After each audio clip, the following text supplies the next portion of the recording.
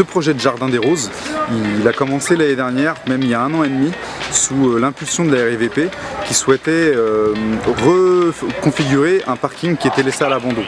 Ce parking laissé à l'abandon, il s'est avéré que les habitants de la RIVP et même de la ville du quartier, ont souhaité en faire un jardin en fait.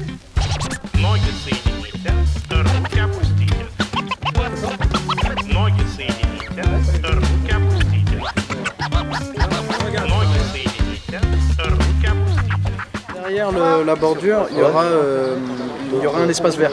En fait, c'est que le PGC avec lequel on travaille avait pensé adoucir un peu le caractère fort des murs en mettant un peu de verdure. Ça permet d'attirer la biodiversité en même temps. Ça permet aussi de ne pas écraser. Voilà, et donc par contre tout l'intérieur ce sera des parcelles. Maintenant ce qu'il faudrait réfléchir avec le paysagiste français, c'est donc réfléchir à comment on va circuler dedans déjà. C'est pour ça qu'on a des palettes, on voudrait faire des chemins en palettes. Et comment on va délimiter les parcelles. L'intérêt des jardins partagés pour une ville, c'est de créer des lieux de rencontre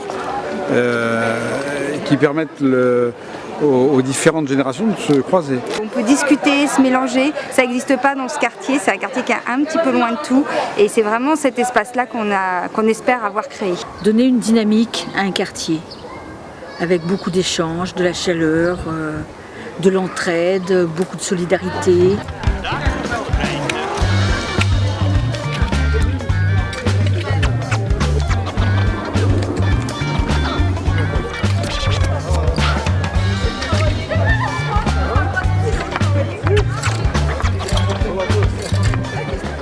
Il manque rien d'autre? Non, le râteau on le rangera après puisqu'ils ont décidé d'égaliser et d'enlever les mottes. Alors ça va être un peu plus difficile.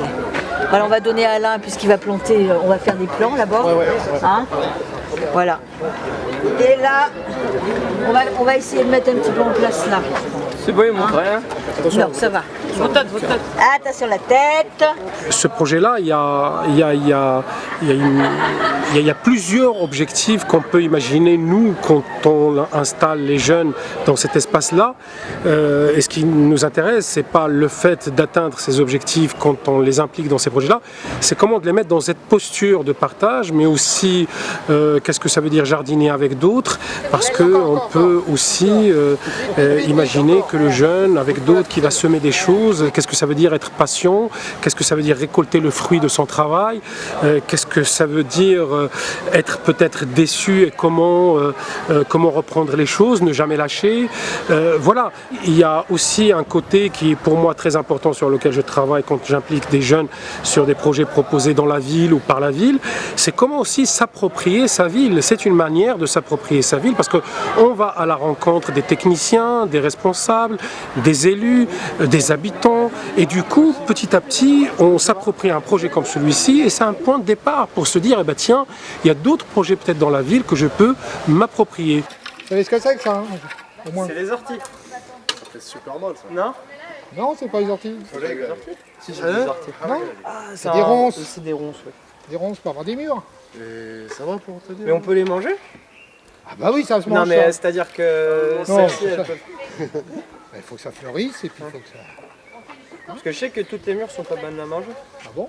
Ah bon, je savais. Bah alors là, je dis des bêtises. Mais je vais finir par canner plus souvent ici. Si les murs sont bonnes à manger, hein. Ah, si elles sont mûres. Bah oui, tu vas pas manger ça quand elles sont vertes.